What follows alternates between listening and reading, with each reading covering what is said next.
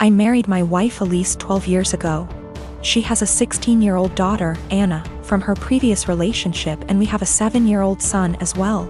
From pretty much the beginning of our relationship, Anna and I have never gotten along. I don't know how to emphasize that it is not because of a lack of trying. She just does not like me. When she was young, she was just scared of me and afraid I'd tear their family apart. Nowadays it's more of a neutral dislike rather than strong antipathy, so I suppose that's progress. Elise is a stay-at-home mother, so she relies on me for income. As a result, I pay for everything for Anna. Food, clothes, volleyball fees, field trips. I take an interest in her hobbies. I go to her games. I'm not saying I'm perfect, but I try my damn hardest to be the stepfather I can. But it's so hard. Always giving me curt one-word responses. Always having to have an attitude. She does things to get a rise out of me. Staying out late reeking of booze. Always trying to sneak boys in. Typical rebellious stuff. But I always let her know I love her and I'm there for her in hopes of her shithead teenager phase passes. The opposite is true for her biological father. She adores him. Can't tell you why. He never goes to her games, always makes excuses for why he doesn't want to see her. He forgot her birthday last month and she cried herself to sleep. Well, anyways, Friday, I came to her room to check her phone and read her messages, not a permanent thing. But she's been caught sneaking out twice in the last month, so this is her punishment. I ask for the phone, she says, "No, I'm tired of you checking my shit, leave me alone." I tell her I'm not asking again and she goes, "Just off already. You're not my real dad. You never have been. Stop acting like you can tell me what to do," before getting up and slamming the door.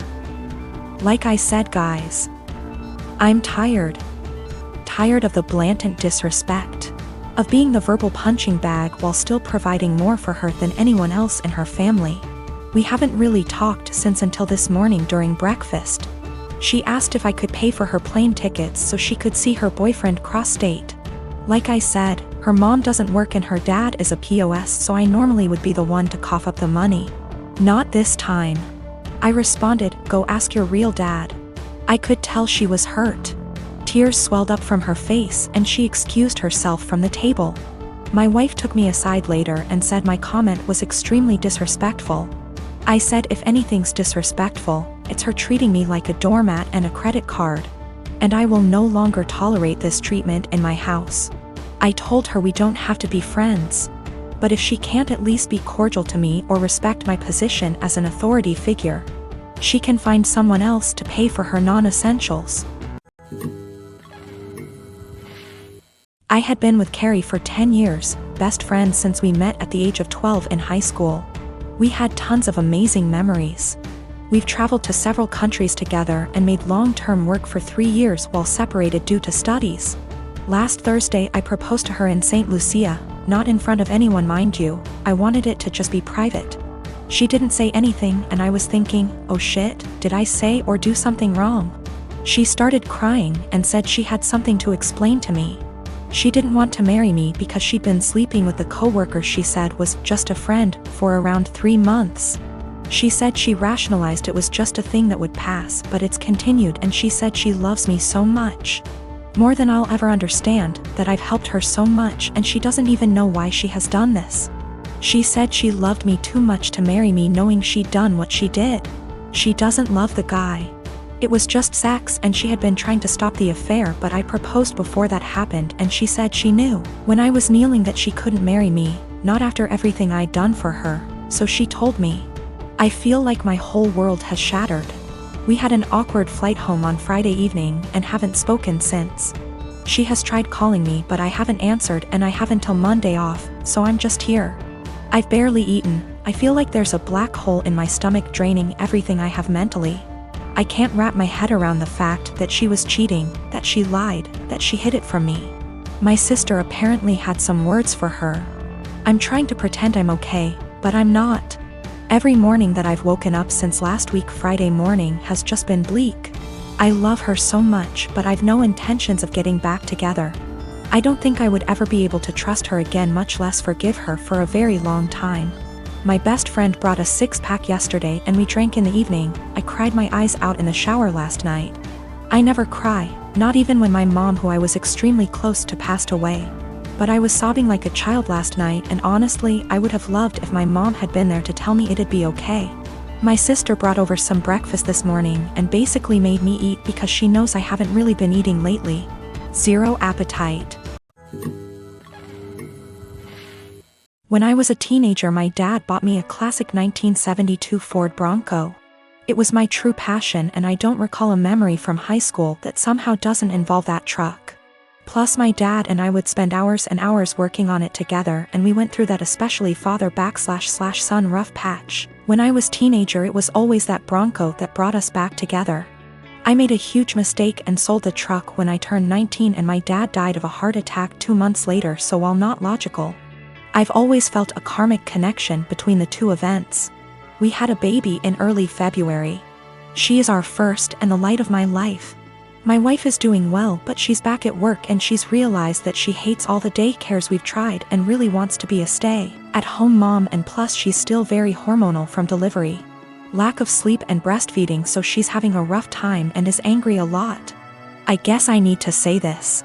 2 weeks ago I was driving through our town's warehouse district and saw a Bronco that was pretty beat up but resembled mine. I stopped just for nostalgia's sake, and the owner came out and let me take a look inside. My dad and I had glued a wheat penny under the dash as sort of security measure, so I just sort of checked, and goddamned if it wasn't my Bronco. I asked him if he'd ever consider selling it.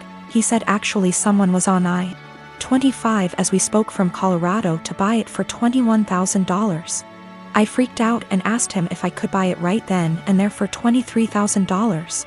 He said if I could come up with the cash, yes.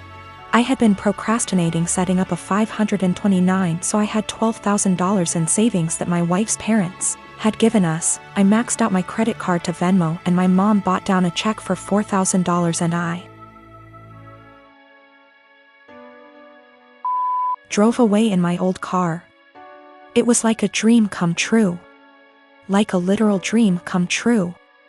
It needs a lot of work I can't afford right now, but it's mine. Like in my driveway, mine. Again. I can't even describe what a joy this is. My wife and her parents are furious with me. They feel I was deceptive, that a real man would have sacrificed anything and everything so my wife could go stay at home with his kids, and that's setting aside that they gave us the money for a college fund. My point is, my daughter is only 6 months old. We have 18 years to set up a college fund of her. But this Bronco means everything to me, and if I wouldn't have acted, it would have been gone forever. Now it can be that same connection between me and my kids. To me, it's the literal meaning of happiness. I talked with my mom, and she is basically going to buy the Bronco from me in order to refill the college fund and pay off the credit card. The $4,000 will be a gift, and she's going to give me whatever I need to restore it. She's always been awesome to me, and she's rather the money be spent now than wait for me and my sister's inheritance. I didn't tell my wife that my mom bailed me out and lied and said I found a buyer for the Bronco. I'll figure out how to cross that bridge when I get there, but my wife was so relieved that I had come to your senses. I don't want to disappoint her. It's going to take all my lying skills to pull this one off over the next few years. My husband, Jonah, passed away unexpectedly a month ago from a stroke. I don't want to get specific about that part. It's the worst pain I've ever felt in my entire life. And I'm still not sure how I'm ever going to move on. We were married for 5 years, together for 7. The past 2 years we've been trying for a baby, but we're just getting to the point of considering IVF when he died. Jonah had a close friend in high school named Marjorie. Marjorie also ended up going to the same university as he did, and they spent a lot of time together during those college years. Jonah said that he liked Marjorie's company, but never felt anything beyond friendship with her, which I totally believe. Jonah dated other women during that period, but told me that several times Marjorie hinted that she wanted him to ask her out. She also joked about wanting him to be her plan B in case she didn't meet someone and get married by 30. By the time I'd started dating Jonah, he had moved a couple hours away from his hometown, and Marjorie. Despite this, Marjorie immediately began finding excuses to come to our town and hang out. which usually involved her encouraging us to go drinking, and then her passing out on the couch at Jonah's apartment. I didn't mind her for the most part, but she had a habit of saying things like, "You know you ruined our marriage pact," and pointing out all the things that she knew about him, like what he took in his coffee, his favorite bands, etc. Over the course of our relationship, and especially after we got married, Jonah definitely put some distance into his relationship with Marjorie. He confided in me that he felt he had outgrown her and that they really had little in common anymore.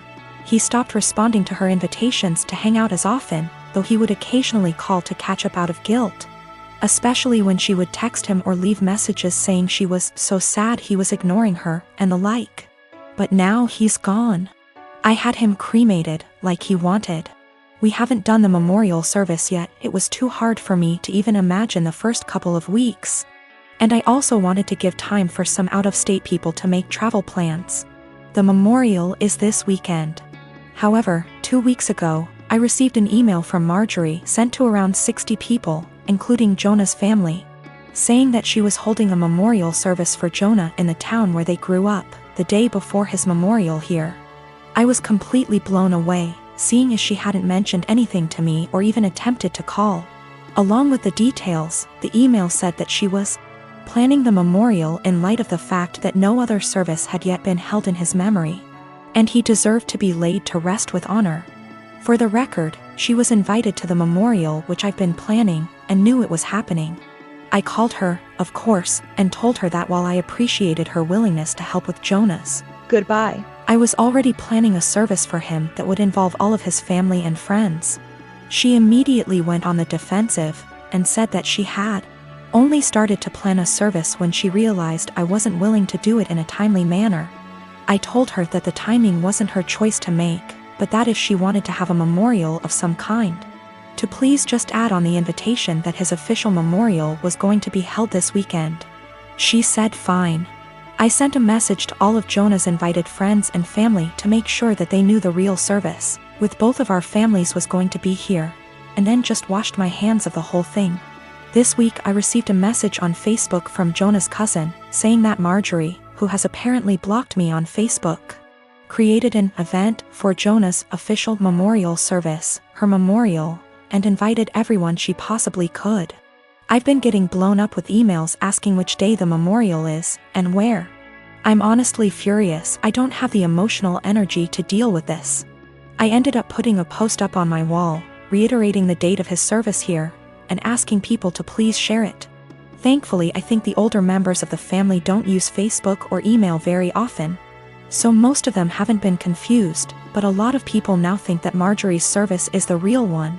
I called Marjorie again, asking her to add an addendum to her event saying that his actual memorial was going to be here. She told me that Jonah would have wanted it this way, and that if I couldn't appreciate her efforts, I wasn't invited to say goodbye to Jonah. I told her that was fine, seeing as I'd already said goodbye to Jonah when I held him as he died. She hung up. Apparently she's now spreading information to her mutual friends with Jonah, saying that he was planning on leaving me because I wasn't able to conceive. She also said that we had approached her to carry a baby for us, all absolute lies. His cousin sent me a screenshot of a text where she said that Jonah always thought we would have the cutest baby together, and that angry widow doesn't understand how much he wants children. I'm at a loss as to what to do. I don't care what she says about me, but she's now tarnishing my husband's memory, especially saying that he wanted to divorce. Jonah would never have left me, and anyone that knows him at all knows that we were committed to each other above all else. I need to figure out how to tell this woman to